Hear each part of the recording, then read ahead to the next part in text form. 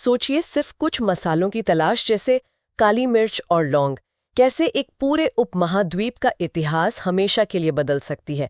ये कहानी व्यापार से शुरू होती है और एक साम्राज्य पर जाकर खत्म होती है। और ये सिर्फ इतिहास की बात नहीं है। इस कहानी की जड़ें आज भी हमारे समाज में, हमारी राजनीति में, मतलब हर जगह बहुत गहरी हैं। आज हम भारत में यूरोपीय ताकतों के आने की कहानी की गहराई में उतर रहे हैं। हमारे पास जो जानकारी है वो एनसीईआरटी की किताबों पर आधारित है, जो हमें एक साफ और तथ्यात्मक नजरिया देती है। बिल्कुल। हमारा मकसद ये समझना है कि ये यूरोपीय कंपनियां भारत क्यों आईं, उन्होंने यहाँ अपनी जगह कैसे बनाई और आखिरकार कैसे उनमें से एक ब्रिटिश ईस्ट इंडिया कंपनी एक मामूली व्यापारी से हिंदुस्तान की मालिक बन बैठी। चलिए इस दिलचस्प कहानी को परत दर परत खोलते हैं। यहाँ जो चीज़ सबसे आकर्षक है वो तारीख हैं या लड़ाइयाँ नहीं, बल्कि वो बदलाव हैं। ये देखना कि कैसे व्यापार करने का इरादा धीरे धीरे जमीन पर कब्जा करने की महत्वाकांक्षा में बदल गया। हम उन वजहों और नतीजों को समझेंगे जिन्होंने भारतीय इतिहास का रुख हमेशा के लिए मोड़ दिया। तो सबसे पहले सबसे बुनियादी सवाल, ये लोग आए ही क्यों? इन किताबों में जिक्र है कि यूरोप में भारतीय मसालों की जबरदस्त मांग थी। काली मिर्च, लौंग, इलायची, दालचीनी, ये सिर्फ खाने में स्वाद नहीं डालते थे, इनका इस्तेमाल दवाइयों में होता था और सबसे जरूरी मांस को लंबे समय तक खराब होने से बचाने के लिए। और उस समय यूरोप में ये बहुत बड़ी बात थी। बिल्कुल। लेकिन असली कहानी में मोड़ तब आया जब 1453 में एक शहर पर कब्जा हुआ, कॉन्स्टेंटिनोपल, जिसे आज हम इस्तांबुल कहते हैं। हाँ, उस्मानिया सल्तनत ने इस पर कब्जा कर लिया और इसी के साथ यूरोप और भारत के बीच का जो पुराना जमीनी रास्ता था वो बंद हो गया। अच्छा, तो मतलब एक दरवाजा बंद हो गया। लेकिन क्या सिर्फ यही एक वजह थी? ये एक बहुत बड़ा ट्रिगर था। लेकिन आप सही कह रही हैं, कहानी इससे ज्यादा गहरी है। असल में यूरोप के व्यापारी बिचौलियों से तंग आ चुके थे। अच्छा। सोचिए, भारत से चलिए काली मिर्च यूरोप पहुंचते पहुंचते 10-15 हाथों से गुजरती थी और हर कोई अपना कमीशन जोड़ता था। दाम आसमान छू रहे थे। तो सवाल सिर्फ नया रास्ता खोजने का नहीं था, बल्कि पूरी सप्लाई चेन पर कब्जा करने का था। वो सीधे स्रोत तक पहुंचना चाहते थे। और शायद माहौल भी सही था। हाँ बिल्कुल। यूरोप में पुनर्जागरण यानी रेनेसा की एक नई लहर थी। लोग नई खोजें करना चाहते थे, दुनिया को समझना चाहते थे, और साथ ही जहाज बनाने की बेहतर तकनीक और कंपास जैसे उपकरणों ने लंबी समुद्री यात्राओं को मुमकिन बना दिया था। तो मोटिव्स थे, टेक्नोलॉजी थी और एक जरूरत भी थी। तो इस दौड़ में सबसे पहले कौन निकला? जाहिर है पुर्तगाली, वास्को द गामा 1498 में। हाँ, 1498 में यूरोप से अफ्रीका का चक्कर काटकर भारत के कालीकट तट पर पहुंचा। ये पल इतिहास बदलने वाला था। और उसने जो करके दिखाया, उसने तो पूरे यूरोप को चौंका दिया होगा। बिल्कुल। इन किताबों में बताया गया है कि वास्को द गामा जब मसाले लेकर वापस यूरोप पहुंचा तो उसने अपनी यात्रा का सारा खर्चा निकालकर भी 60 गुना ज्यादा मुनाफा कमाया। 60 गुना! आज के जमाने में किसी स्टार्टअप के लिए भी ये अविश्वसनीय रिटर्न है। ये सिर्फ व्यापार नहीं था, ये तो जैसे सोने की खान का नक्शा हाथ लग गया था। सही कहा। और यही वो नंबर था जिसने पूरे यूरोप के राजाओं और व्यापारियों को एक संदेश दिया, भारत जाने का जोखिम उठाने लायक है और जो भी वहां पहुंचेगा वो मालामाल हो जाएगा। तो पुर्तगालियों ने इस खजाने का क्या किया? वो सिर्फ व्यापार पर तो नहीं रुके होंगे? बिल्कुल नहीं। उन्होंने बहुत जल्दी अपनी नौसेना की ताकत का इस्तेमाल शुरू कर दिया।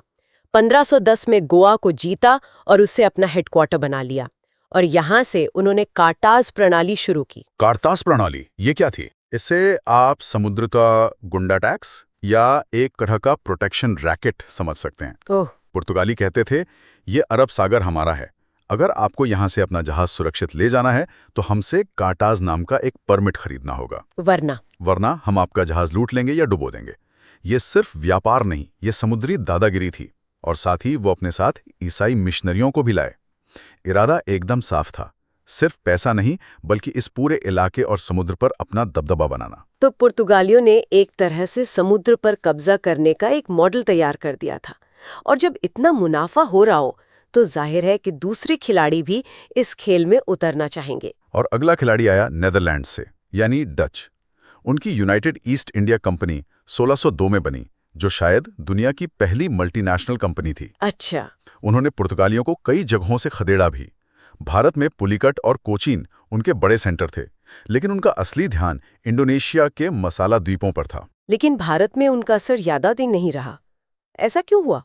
इसकी एक बहुत बड़ी वजह थी 1741 में हुई कोलाचेल की लड़ाई। कोलाचेल की लड़ाई? हाँ, त्रावणकोर, जो आज का केरल है, वहां के राजा मार्तंड वर्मा ने डच सेना को बुरी तरह हरा दिया। एक मिनट, 1741 में एक भारतीय राजा ने डचों को हरा दिया? ये तो कमाल की बात है।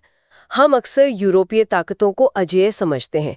ये लड़ाई इतनी डिसाइसिव क्यों थी? ये बहुत डिसाइसिव थी क्योंकि इसने यूरोपियों के अजेय होने का जो एक भ्रम था वो तोड़ दिया। इसने दिखाया कि एक संगठित भारतीय सेना भी यूरोपीय ताकत को हरा सकती है। इस हार के बाद भारत में डचों का सूरज डूबना शुरू हो गया और उन्होंने अपना पूरा ध्यान इंडोनेशिया पर लगा दिया। तो डचों के पीछे हटने से जो जगह खाली हुई, उसे भरने के लिए इस कहानी के मुख्य किरदार सामने आए, अंग्रेज। इंग्लिश ईस्ट इंडिया कंपनी, 31 दिसंबर 1600। हाँ, और जब अंग्रेज सूरत पहुंचे तो उन्हें मुगल दरबार में पैठ बनाने में सालों लग गए। सर थॉमस रो, जो राजा जेम्स प्रथम के दूत थे, लगभग 3 साल तक बादशाह जहांगीर के पीछे पीछे घूमते रहे, सिर्फ एक व्यापारिक समझौते के लिए। सिर्फ एक समझौते के लिए।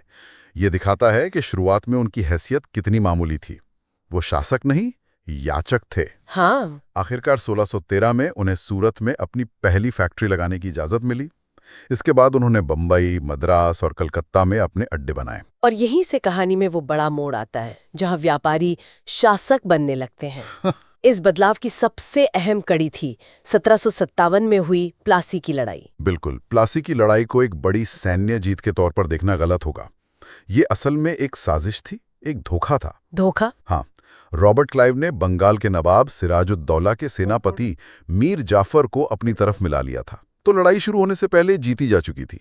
लेकिन इसका नतीजा बहुत बड़ा था। इस जीत ने अंग्रेजों के लिए भारत में राजनीतिक सत्ता के दरवाजे खोल दिए। और सबसे बड़ी बात, बंगाल के बेहिसाब खजाने पर उनका कब्जा हो गया। एग्जैक्टली। अब वो भारत में अपना विस्तार करने के लिए भारत की ही पैसे का इस्तेमाल कर सकते थे। लेकिन मैदान में सिर्फ अंग्रेज नहीं थे, उनके सबसे बड़े दुश्मन फ्रांसीसी भी तो थे। हाँ, फ्रांसीसी ईस्ट इंडिया कंपनी 1664 में बनी। पौंडीचेरी उनका मेन बेस था। अंग्रेजों और फ्रांसीसियों के बीच यूरोप में पुरानी दुश्मनी थी और वही दुश्मनी वो भारत की जमीन पर भी ले आए। तो कर्नाटक युद्ध हुए? हाँ, 18वीं सदी के बीच में दोनों के बीच कर्नाटक युद्ध हुए, जो असल में भारत में लड़े गए एंग्लो फ्रेंच युद्ध थे। दोनों कंपनियां भारतीय राजाओं के झगड़ों में दखल देती, एक का पक्ष लेती और दूसरे के खिलाफ अपनी सेना भेजती। और आखिरकार इन युद्धों में फ्रांसीसियों की हार हुई। हाँ, और इसी के साथ अंग्रेजों के रास्ते का आखिरी बड़ा कांटा भी निकल गया। फ्रांसीसियों की हार ने भारत में ब्रिटिश राज का रास्ता बिल्कुल साफ कर दिया। तो यहाँ सबसे बड़ा सवाल उठता है, इतनी सारी ताकतें आईं, पुर्तगाली, डच, फ्रांसीसी, अंग्रेज, आखिर अंग्रेज ही सबसे सफल क्यों हुए? उनका सीक्रेट सॉस क्या था? स्रोत उनकी शक्तिशाली नौसेना और बेहतर सेना का जिक्र करते हैं। ये वजह सही है, लेकिन पूरी कहानी नहीं बताती। उनकी नौसेना दुनिया में बेस्ट थी, जिसका मतलब था कि इंग्लैंड से भारत तक उनकी सप्लाई लाइन हमेशा सुरक्षित रहती थी। लेकिन इससे भी ज्यादा जरूरी कुछ और बातें थी। जैसे कि फ्रांसीसियों के पास भी तो सेना थी और उन्हें अपनी सरकार से मदद भी मिल रही थी। क्या सिर्फ कंपनी का प्राइवेट होना ही इतना बड़ा फर्क डाल गया? बहुत बड़ा फर्क। सोचिए, ब्रिटिश कंपनी के डायरेक्टर्स शेयर होल्डर्स थे। उनका एक ही मकसद था, मुनाफा। वो जल्दी फैसले लेते थे, जोखिम उठाते थे और जरूरत पड़ने पर रिश्वत भी देते थे। अच्छा। वहीं फ्रांसीसी कंपनी सरकारी थी, तो हर फैसले के लिए पेरिस से इजाजत का इंतजार करना पड़ता था। जब तक वहां से जवाब आता, यहाँ खेल ही बदल चुका होता। ये तेजी और लचीलापन, उनका गुप्त हथियार था। ये तो बहुत दिलचस्प बात है। मतलब एक प्राइवेट कंपनी की फुर्ती ने एक सरकारी कंपनी की सुस्ती को हरा दिया। बिल्कुल। और दो और बड़ी वजहें थीं। एक, भारत की अपनी हालत। मुगल साम्राज्य कमजोर हो रहा था और पूरा देश छोटे छोटे राज्यों में बटा हुआ था जो आपस में ही लड़ रहे थे। अंग्रेजों ने इस फूट डालो और राज करो की नीति का शानदार इस्तेमाल किया। और दूसरी वजह? और दूसरी और शायद सबसे बड़ी वजह थी ब्रिटेन में हुई औद्योगिक क्रांति। वहां के कारखानों से उन्हें बेहिसाब पैसा और बेहतर तकनीक मिल रही थी। उनके पास बेहतर बंदूकें थीं, ज्यादा पैसा था। इस आर्थिक और तकनीकी ताकत का मुकाबला करना किसी भी बिखरे हुए भारतीय राज्य के लिए नामुमकिन था। तो इन सब का भारत पर क्या असर हुआ? जाहिर है बहुत गहरा और दूरगामी। आर्थिक तौर पर इन किताबों में धन का निष्कासन यानी ड्रेन ऑफ वेल्थ की बात की गई है। इसका क्या मतलब है? इसका सीधा मतलब था कि भारत का पैसा और संसाधन लगातार इंग्लैंड जा रहा था और बदले में भारत को लगभग कुछ भी नहीं मिल रहा था। अंग्रेजों की नीतियों ने भारत के पारंपरिक उद्योगों जैसे दुनिया भर में मशहूर कपड़ा उद्योग को तबाह कर दिया। तो भारत एक बाजार बनकर रह गया। हाँ, भारत जो कभी तैयार माल पूरी दुनिया को बेचता था, अब सिर्फ इंग्लैंड के कारखानों के लिए कच्चा माल भेजने वाला और वहां का बना महंगा सामान खरीदने वाला एक बाजार बनकर रह गया। ये तो हुई अर्थव्यवस्था की बात। समाज और राजनीति पर क्या असर पड़ा? सामाजिक रूप से अंग्रेजों ने पश्चिमी शिक्षा की शुरुआत की। मकसद तो अपने राज के लिए पढ़े लिखे भारतीय क्लर्क तैयार करना था। लेकिन इसका एक अनपेक्षित नतीजा भी निकला। इससे भारतीयों का एक ऐसा नया वर्ग तैयार हुआ जो स्वतंत्रता, लोकतंत्र और राष्ट्रवाद जैसे पश्चिमी विचारों से रूबरू हुआ। और राजनीतिक रूप से? राजनीतिक रूप से इसका आखिरी नतीजा था भारत में एक संगठित औपनिवेशिक शासन की स्थापना, जिसने अगले 200 सालों के लिए भारत की किस्मत लिख दी। तो आज हमने देखा कि कैसे मसालों की खोज से शुरू हुई एक यात्रा ने भारत को गुलामी के एक लंबे दौर में धकेल दिया। पुर्तगाली, डच, फ्रांसीसी कई खिलाड़ी मैदान में आए, लेकिन आखिर में बेहतर संगठन, समुद्री ताकत और सबसे जरूरी भारतीय राज्यों की आपसी फूट का फायदा उठाकर अंग्रेज जीत गए। यूरोपियों का आना भारतीय इतिहास का एक निर्णायक मोड़ था। व्यापार के इरादे से शुरू हुई कहानी ने भारत की अर्थव्यवस्था, समाज और राजनीति को पूरी तरह से बदल दिया। ये सिर्फ एक कंपनी का राज नहीं था, बल्कि एक पूरी सभ्यता पर दूसरी सभ्यता के दबदबे की कहानी थी, जिसके निशान हमें आज भी अपने समाज, अपनी संस्थाओं और अपनी सोच में दिखाई देते हैं। इन स्रोतों में एक बात साफ है कि यूरोपीय अपने साथ पश्चिमी शिक्षा और नए विचार लेकर आए।